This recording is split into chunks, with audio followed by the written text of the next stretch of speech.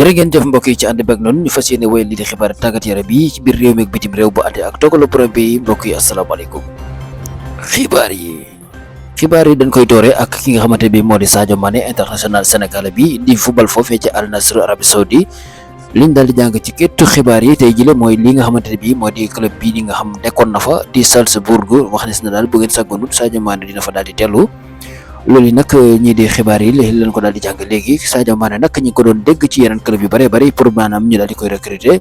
fu ci mel ni Angleterre Turquie ak yeneen ba ci fi nga xamante ba di France ñu ko fa doon dégg waaye daal loolu lépp mujjul daal di yemb ba jamono bi sax ñu ko doon dégg ni day daal di reprendre maanaam daal di desaat foofee nga xamante ba di Al Nassr waaye daal leen jàng ci ëttu xibaar yi léegi mooy ne RB wala bokk wi di Red Bull Salzbourg bi nga xam ne foofee la daal di nekkoon ba def fa ay jaloore toj ko tasar ba tax sax ñi di Southampton daal di koy gisoon saña ko ba ci nit ci Liverpool jotee ñu loolee daal loolu daal na xam le ni bu saggoon dina delluwaat ci club boobee nga xam ne foofee la nekkoon